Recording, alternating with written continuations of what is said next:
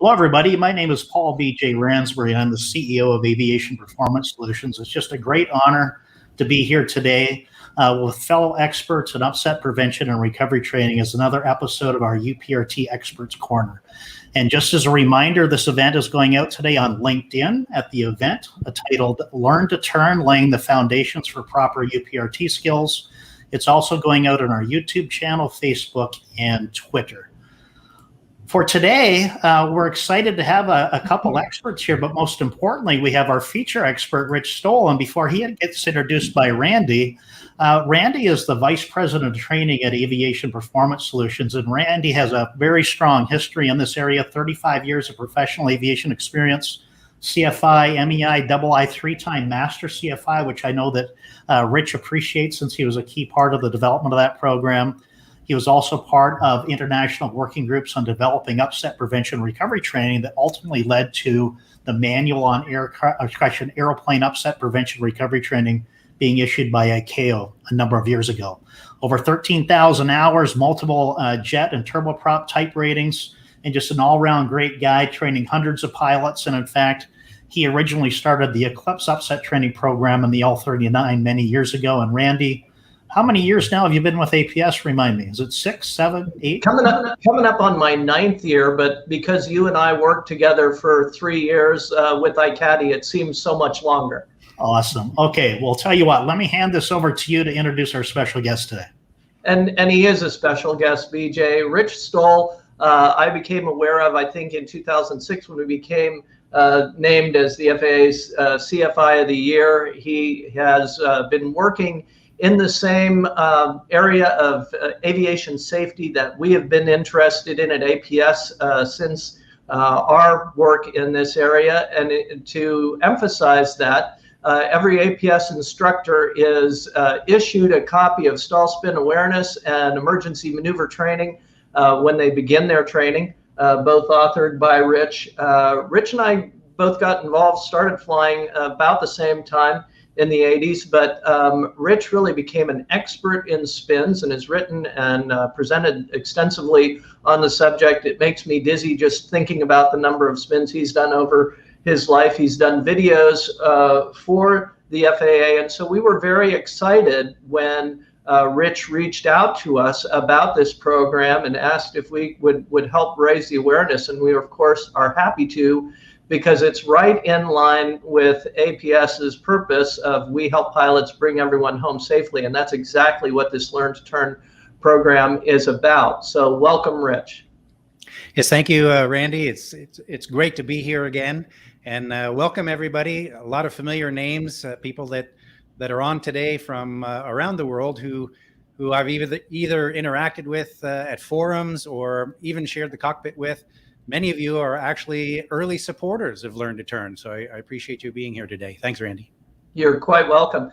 And so BJ mentioned the Master CFI program, the Master CFI Aerobatic. In the case of the folks here at APS, I might have read it before, Rich, but you were the very first Master CFI Aerobatic and have been overseeing the program ever since. Every 2 years, the instructors here at APS get renewed in their certification. And I think that is a testimony to the continuing education and really trying to elevate the profession of flight instruction. So thank you much for all of those efforts. I want to transition a little bit now to our work together. There's a couple of different ways that we had worked together even before we met personally, face-to-face, and one of those was through a group called the Upset Prevention Recovery Training Association that had been put together to kind of put cohesive messages to the FAA, to ICAO. It's largely been set aside due to other efforts at this point, but thank you very much for your participation in that. One of the papers, a white paper that you produced along with BJ Ransbury, the three of us authored, was on the use of different aircraft in upset prevention recovery training and instructor requirements, and that's something that we have found useful. Just last week when we did instructor expertise in UPRT, and that was a reference that spoke to that. And another area that, and we've been on calls before, but then in 2017 at Oshkosh, I met you for the first time. You recognized me suspiciously because I had a Red Baron Squadron logo on my shirt. And I had been listening to a presentation that I really enjoyed. And prior to the call, we were discussing the fact that it really was sort of the forerunner of the Learn to Turn program. And you were presenting at the Pilot Proficiency Center. Tell everybody a little bit about what you were presenting back at that time.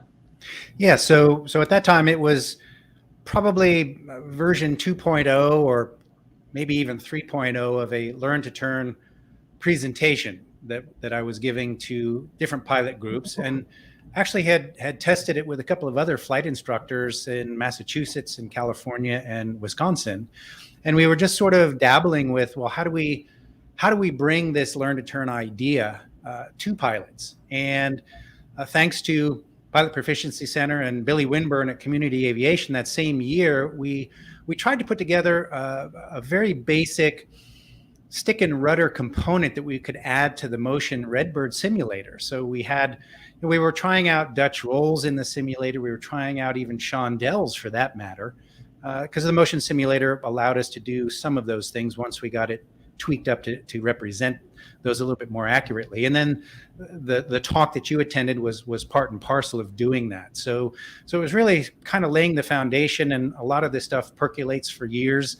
And here we are today with ready to roll out a full program, free to the aviation community worldwide, thanks to our sponsors of EMCO and Hartzell, and lots of hard work by Billy at Community Aviation to host the webpage that the assets will be residing on. So those were the early beginnings, and thanks to people like you who would come up afterwards and provide positive feedback, we just kept going. Now, I want to get into a little bit more of the details in just a second. But before we do that, Rich, I want to get a little insight into your motivations. You know, you have devoted an entire career to this effort in a lot of different ways. And you know, I know it can feel a little bit like an uphill battle a lot of times. And you know, can you tell us, first of all, what drove you into this area of specialization and how you keep your head from hurting after you bang it against the wall for so long?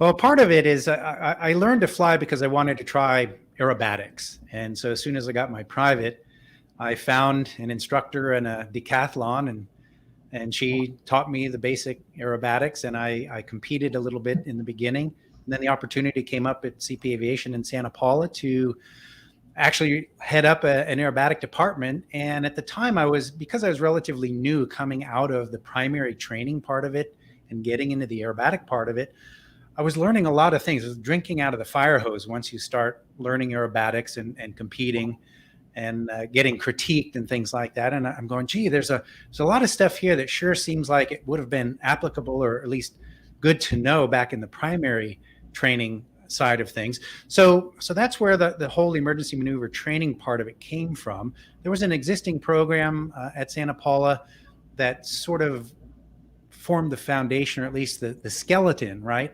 But it still had a lot of aerobatic components. And so I wanted to really fill that gap where pilots didn't feel like they had to take aerobatic training and then get back in their Cessna 172s, but really take something that was geared toward take this back into your Cessna 172 and you'll feel more comfortable, confident, and you could apply those techniques if you were to have some kind of an upset. But of course, as we know, the upset is sort of the third prong. It's the awareness and the prevention that come before that. And so it was really trying to fill that gap, which we now know we're calling as UPRT, which APS and others have really run with since then.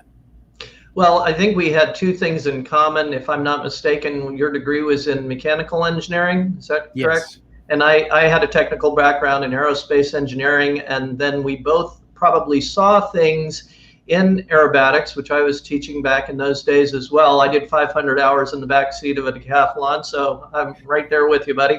And we realized that there were aspects that if we could share both technical correct technical details and some of the things that we learned in flying all attitude flight, that there are a lot of pilots that could benefit from that. So before we get into those things, I'd like to talk just a little bit about root causes. Can you tell me, the loss of control in flight problem in aviation overall, and specifically in general aviation?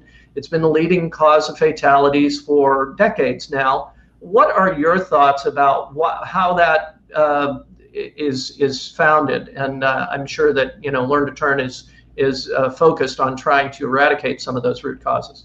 Sure, and decades is exactly right, and even a half a century if we want to go back even farther. We can go back as far back as Stick and Rudder with Wolfgang Langewiesche, who said, hey, most of their loss of control back then was pilots falling out of their turns, and it's been stubbornly recurrent is a phrase used by the NTSB. And so fundamentally, when we started developing and giving the EMT program, we started by just sort of getting a feel for where pilots were, right? I mean, we all want to know, well, show us what you can do, certainly in a new environment and a new airplane compared to what most people are flying. The goal, of course, is get to the stall spin awareness part of it, the spin training, the upsets, the control failure scenarios. But I think one of the things that I certainly found, I'm sure you found as well, in talking with a lot of other aerobatic and UPRT instructors have found, but not only us, people who do tailwheel transition training, float transition training, even backcountry, mountain canyon flying, is that we have to spend time just going over the basics with pilots, because overall the fundamental skills tend to be lacking. And no matter what else we want to layer on top of that, whether it's technology, whether it's automation, whether it's flying in an instrument environment, if we don't have a good solid understanding of the basics, if we have to devote mental energy just to thinking about how to fly the airplane, we don't have that mental facility available to us to do all of the other things that we need to do, which is improve situational awareness, which is very important, and even our own self-assessment in terms of where are we in space and what's happening and what's going to happen. So a lot of what we spend our time doing is reinforcing or improving the fundamentals. And this is where it goes back to, initially I was thinking, hey, if we just do better stall spin training, stall spin awareness training, but it's even more fundamental than that. We need to teach our pilots what the controls do, how they interact with the airplane, what the consequence of their inputs are going to be. And that starts with turning flight. Not to get in bed with the flat earthers here, but we essentially live on a two-dimensional planet, or our experience as human beings is two-dimensional. And I think that that's where a lot of the problems lie, is that we translate some of those driving a car sort of habits into a three-dimensional domain. And that's why I think the correct, proper understanding that you're putting together really helps. BJ, if you'd like, there were a couple of clips that Rich had provided. And the first clip, I think helps to illustrate the technically correct sort of basis for some of the understanding. So if we could take a look at that, I think it'd let people see an example of that. Absolutely. Did you want to introduce it any more than that, Rich, at all, or just play the clip? Go ahead and play it. I think it's self-explanatory. All right, clip 1, attributes of turns. Here it comes. First, a turning airplane orbits at some distance from some point. This distance is called turn radius. Since it is difficult to see invisible points in space, we often use ground references to help us maneuver in circles. The airplane also moves around the point at some rate. This is called rate of turn. A turning airplane is experiencing acceleration, so the G-load is some value other than 1. And a turning airplane is following the arc of some circle. Now picture an airplane flying in a circle. What you imagine depends on your point of view. Looking down from above, for example, you could be watching an airplane perform a turn around a point. Looking from the ground toward the horizon, on the other hand, you could be watching an airplane perform a loop at an air show. Both flight paths are circles nonetheless. So I think that's very good in the technical accuracy. It talks about what we addressed earlier of taking the two-dimensional and making it three-dimensional without using the term lift vector in that particular clip. It is addressing one of the things that we have to manage in an upset, which is our lift vector orientation. And so it's a great example of how, if we had pilots that came to us learning upset prevention and recovery training that had some of these elements correct in their head before they got here, we end up doing a lot of back training and cleaning up, in some cases, misconceptions that had been provided by original CFIs, sometimes some skill sets that are not transferable from little airplanes that they might have been taught into big airplanes that they're flying now, whereas the aerodynamics and the technical aspects all are largely the same. Now, I want you to explain a little bit more detail for everybody. I think they've got a pretty good picture now of learn to turn and what it encapsulates and where it's headed. But I want to show our next clip here, Rich, because I think it actually goes back to some of the concepts that, for instance, the Master CFI tries to emphasize, which is doing good training. And this second clip is called Levels of Learning. And for those of us that, have taken fundamentals of instruction once upon a time, we had to pass a test on some of these things. And, a good program emphasizes all of these elements, but you've laid it out well in the context of the Learn to Turn program. So BJ, if you'll run that and give Rich the opportunity for anything he might like to add on this one.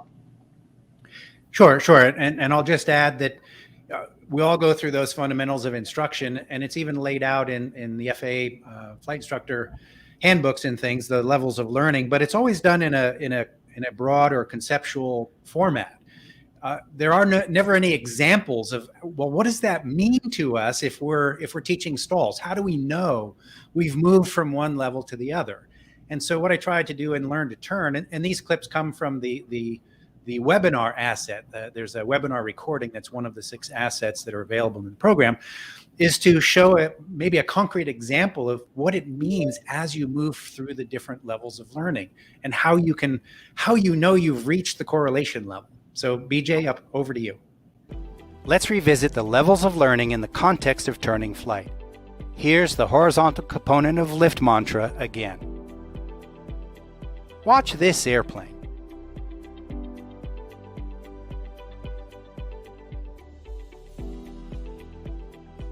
There certainly was a horizontal component of lift, but probably not the way most pilots would picture it.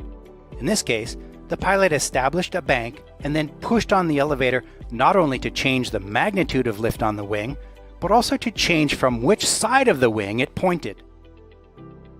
At the understanding level of learning, we recognize that turning is about manipulating the magnitude and the direction of lift.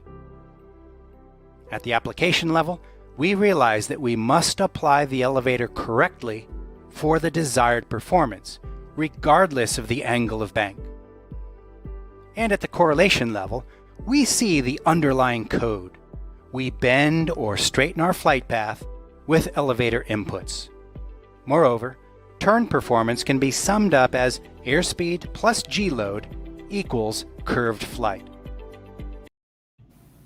Well, being a former Pitts pilot, Rich, I just loved your illustration there of turning flight in a way that hopefully makes a few jaws drop and some people go, I didn't even know an airplane could do that, But it is a great example. And just because we're tying in Learn to Turn with the upset prevention recovery training that we do, I'll share a couple of exercises that I did yesterday, which is in our first initial profile. We do a sustained stall, which is not something we want pilots to do, but we do it because we're illustrating for them 4 characteristics of a stall in a fixed wing aircraft.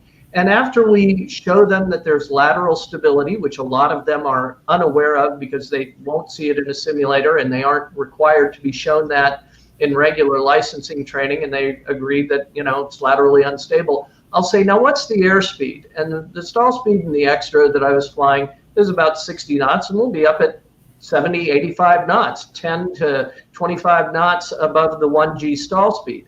Well, for most pilots, they have never seen that situation, and it's because we're holding the airplane at an angle of attack where it won't recover.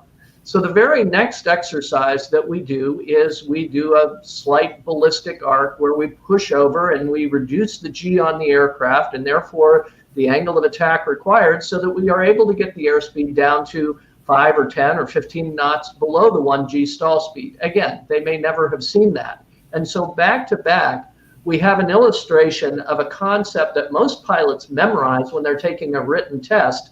An airplane can stall in any attitude and in any airspeed, but you could ask them, can you give me an example of that? And they'd go, no, I just know that it can stall at any attitude and any airspeed. And so these are illustrations that we provide that help them to connect the dots and understand what they might have understood intellectually in a way that now they can understand when they're flying, to understand what the flight path's going to do, how the airplane's going to behave, just a much deeper and more rich understanding of all of that. Sure, and as we know, at least I'm not aware of any loss of control accidents that were the result of a pilot configured for a Checkride stall, which is that wings level 1G stall. They're always doing something else where they've got high angle of attack, some speed greater than the 1G stall speed while they're trying to maneuver.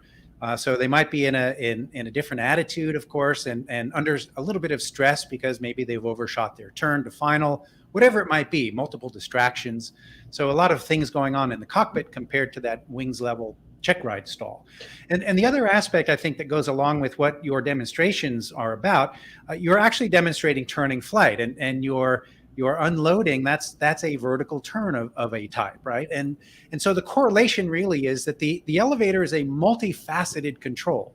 We know that in the end, it controls angle of attack, but what does that really mean to the pilot? Well, it's about airspeed and G-load trend, isn't it? If the airspeed is going up, well, the airplane can tolerate an increase in G-load as well, up to the design limit of the airplane. If the airspeed is going down and the G is either remaining constant or the G is increasing, those are diverging trends, and you're going to end up at an accelerated stall at some point, unless you do something to change those trends. So while you're turning an airplane, be aware of what the G-load trend and the airspeed trends are doing. If they're diverging, or one is decreasing, but the other is staying constant, like the G-load is constant, like our 1G stall speed setup, we're going to meet at the critical angle of attack line somewhere along the line. So we've talked a little bit, Rich, about some of the similarities between the approach of learn to turn and sort of full-blown upset prevention recovery training, if you will. Can you talk a little bit about the differences in scope? You obviously had to consider those in terms of CFI skills and capabilities, and also aircraft capabilities. Can you talk about how you address that within learn to turn? Sure, and I think we realize that, of course, the general aviation community is the largest community of pilots on the planet, right? There's I think 13% might become ATPs or eventually fly corporate and airlines, but they generally, unless they come out of the military ranks, which are heavy into, or at least have exposure to aerobatics and this whole concept of recovery from loss of controlled flight, the light airplane pilot does not have that benefit. And so I think to make the job of the UPRT on the air transport or the corporate end of things easier, right? If we can start with the foundations at the general aviation side, they arrive at the corporate level or the air transport level for the UPRT with the correct mindset already and the correct mental model. But aside from that, which is a smaller population, granted, they might be carrying hundreds more passengers at a time compared to general aviation, but also, loss of control doesn't discriminate whether you're an ATP or a student pilot, whether you fly for the airlines or you just fly for fun. It doesn't really discriminate between any of those. So if we can get the core of flight instructors to have deeper knowledge and to push their students to that upper level correlation, application correlation, so they have that broader mindset going in, I think ultimately my goal is that a pilot doesn't have to ask, how does an airplane do a loop? Well, how does it know it's a loop? It's just a turn, right? It's a turn in a different geometric plane. Or how does a wing fly upside down? Well, how does it know it's upside down, right? The aerodynamics are the same. It's all about wind and angle, isn't it? And so really getting them to have that broader mental model to come off of that two-dimensional thinking and two-dimensional experience, I think helps not only the general aviation community, but as they progress up to the commercial level, the corporate level, and the air transport category level. And I think that, the Learn to Turn program and the materials that you've put together, first of all, it's a wonderful building block approach that just leads the pilot very easily down this educational pathway. It's valuable to any pilot, but especially to the instructors, so that we don't have a situation of the blind leading the blind, where somebody that doesn't understand some of these fundamentals is teaching and passing along some of their misunderstandings.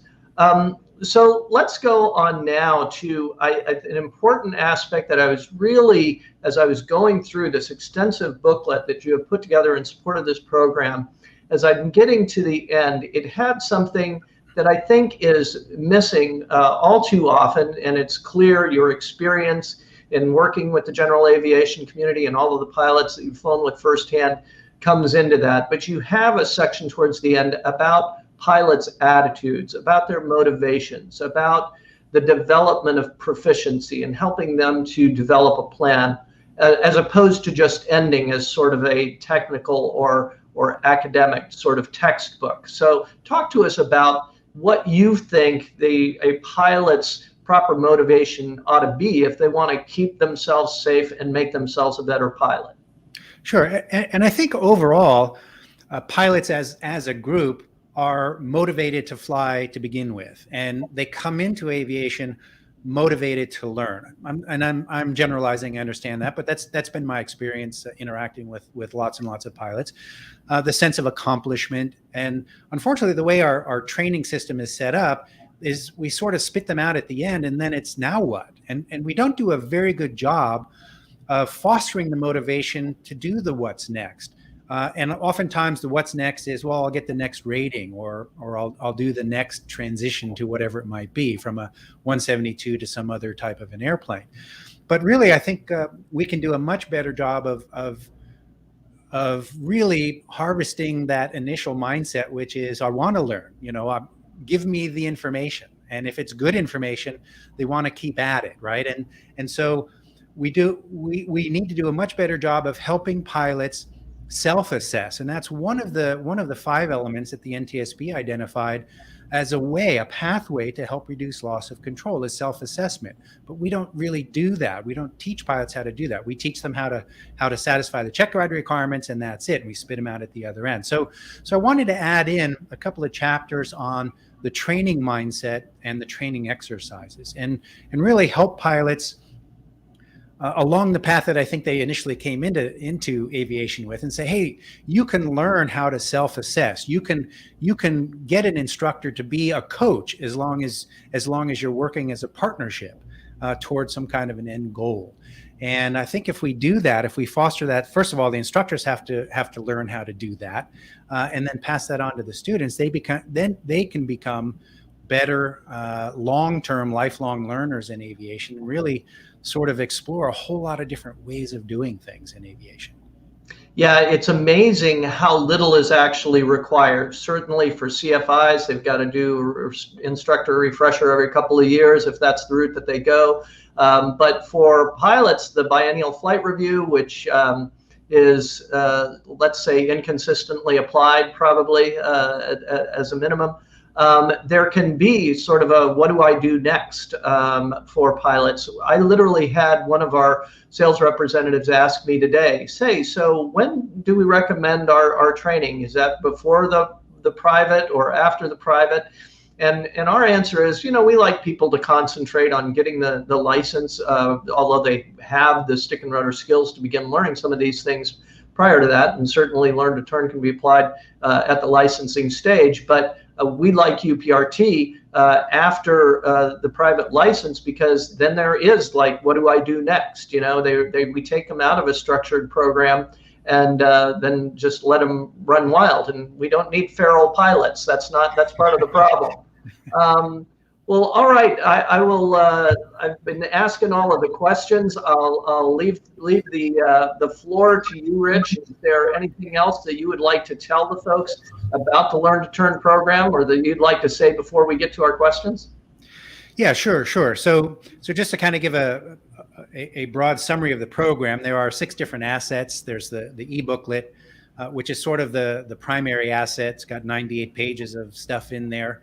And it really takes a pilot-centric approach, kind of the top-down approach, trying to stay away as much as we can from the whole idea that pilots come in and we have to treat them all as if they're going to be aeronautical engineers or need to be, or mechanics, and really focus on what do you need to know? How do you interact with the airplane?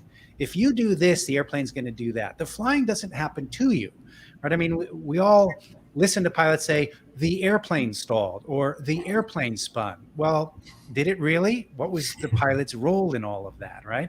So let's bring it to the pilot and understand that we make certain things happen. And if we understand what those things are, if we make the right inputs, we get the right results. And if we're not aware of the inputs we're making, then we might get the wrong results. And also along this whole line, we've got some training exercises in there, 4 basic exercises, but there are multiple variations or permutations that pilots can build in there. And going back to this whole training mindset idea is just encouraging pilots to get out there and, even though you might have your stick and rudder skills are sharp right after your private pilot training, you got to stay sharp with it. Don't just start doing the $100 hamburger jaunts.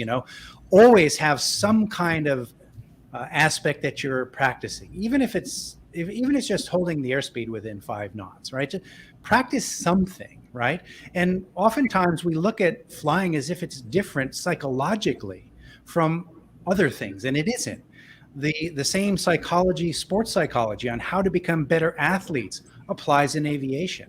How to become better students in mathematics applies in aviation. So let's not treat aviation differently, but let's draw on these other activities that we're involved in, and how do we become better rock climbers or athletes or whatever it might be, and apply those same techniques to aviation. So it's a learn, do, fly continuous process, right? You got the academics, then you need to practice those in a safe environment. And in aviation, that could be visualization, imagery, or simulation. And then you need to get in the airplane and do it. And then you need to self-critique and repeat the process. And it's a learn, do, fly. It's a continuous cycle. And so that's what I would encourage pilots to do. And, push your instructors. If you're in the role of a trainee, push your instructors to do better, right? Ask questions. Don't just take what they're saying, make them probe deeper, more deeply, and push yourself, even push your instructor to learn more. That's how I get better as an instructor early on. Students kept asking me questions that I didn't really know the answers to. So I always have to keep learning more to stay one step ahead of the student questions. And the more information I put out there, the more questions come back, which means I need to do even more, right? So I think I'll turn it over to BJ if you got some questions that pilots might be asking out there. There are a couple of questions. I think just so you guys know, the attendance was great, and it's only growing throughout the event. There hasn't been anybody leave yet, so it's nice to see that. So it's been great. I'm just watching all the channels. But Rich, I'm here ready to issue the download link for the booklet. Did you want to talk about maybe how people get started? Do they start on page 1, or what is your recommendation on that? Yeah, so the recommendation, the booklet goes through, the why are we here? It goes through some of the, historical aspects of loss of control and how it relates to maneuvering flight. Very early on, there's a section called Dive Right In, which is the bottom line up front, right? The elevator makes us go in straight lines or circles, and it talks about getting people in the right mindset. It has the whole Q&A up front from over the years of different types of questions that are asked about why we're teaching it the way we're teaching it. And then it gets into the status quo and how do we change the status quo with a solution. And then we go through just a little bit of bridge training, right? What is translation and rotation? What do airplanes do? What are the simplest things airplanes do?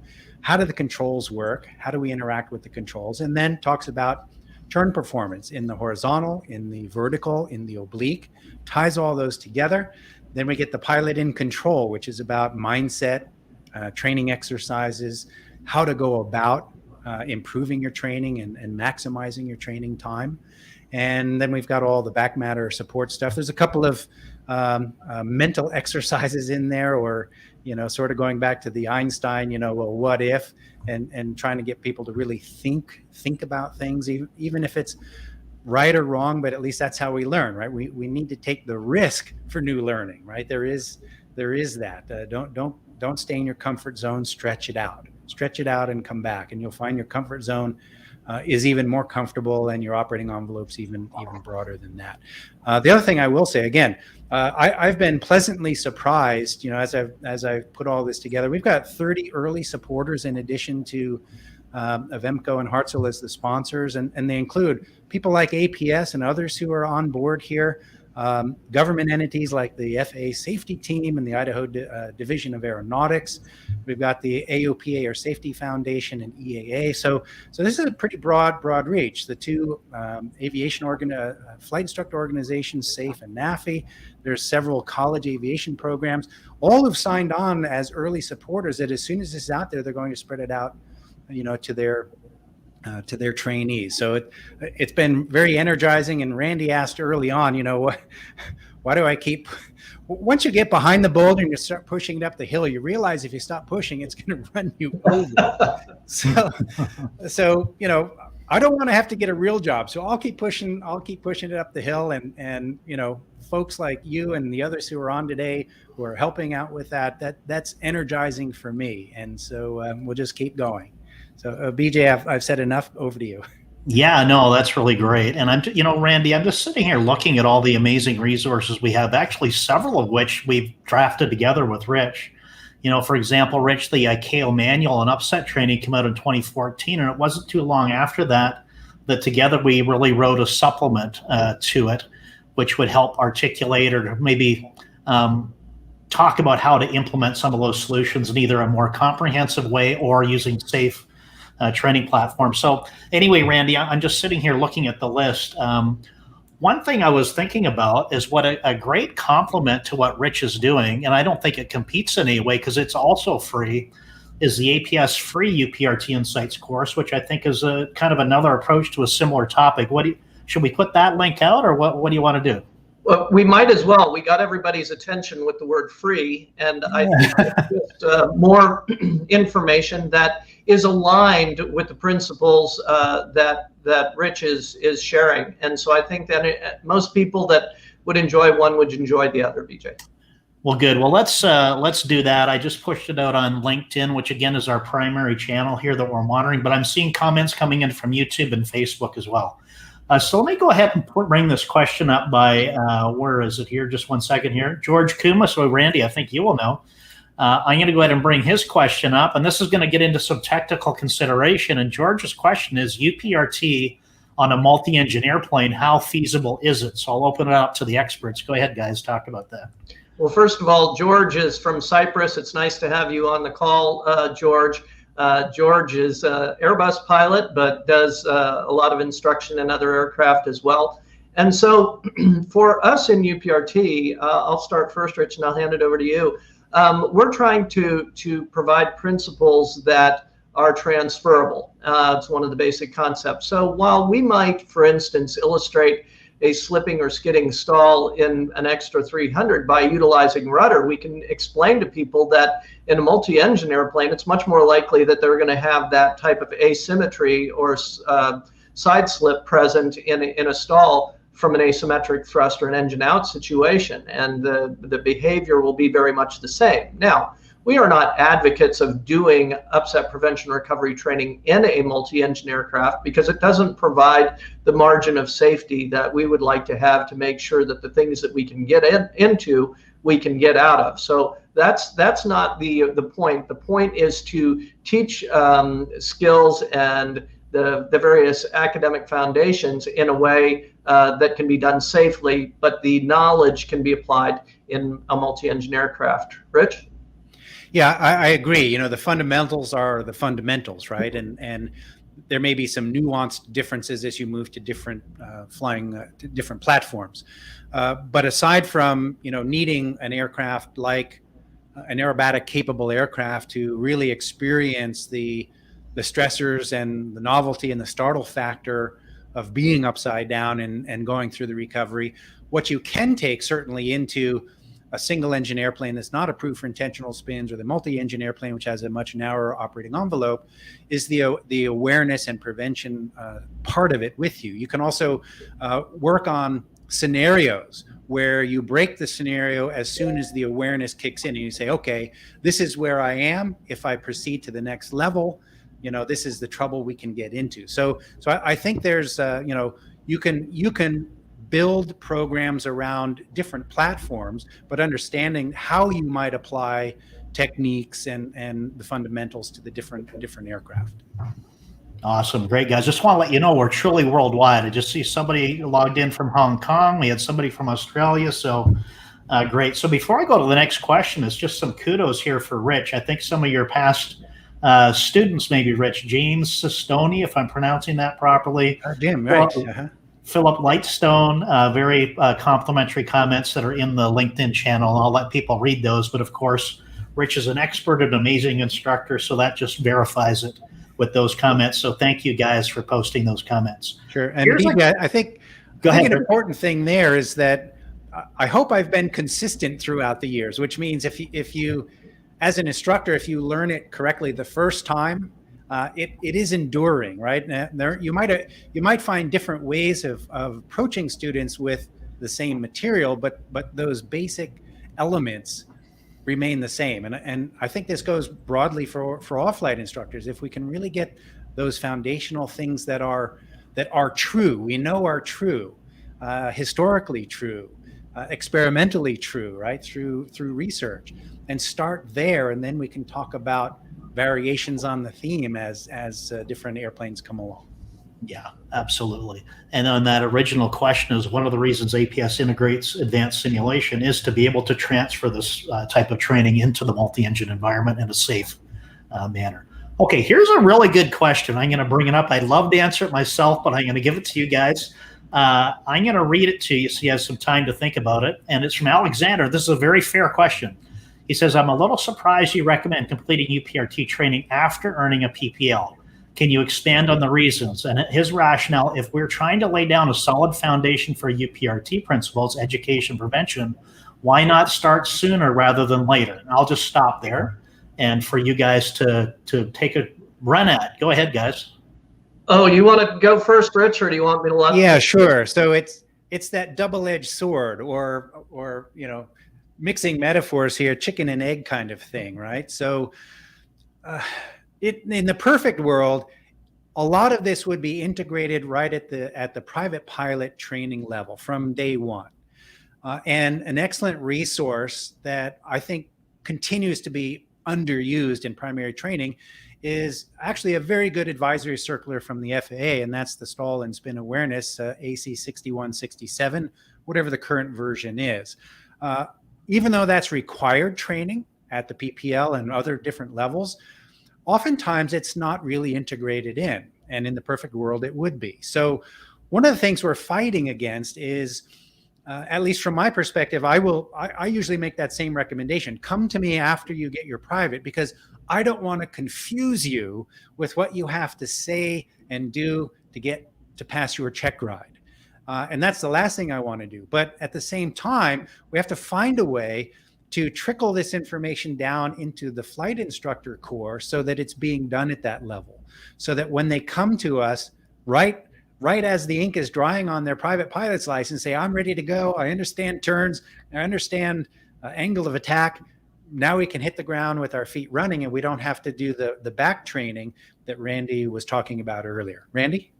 So Alexander, if you heard what I heard Rich say, if you appoint us aviation czars, we're going to change the rules and we're going to institute this training at the earliest stages. But since we don't have that authority, what we deal with is, I'll give an example. My wife got her private license late in life, just a few years ago. And when she was doing her stall recovery, she unloaded the aircraft. And she did that because she had been taught that. Rich had earlier in our broadcast a great explanation associating that with angle of attack reduction.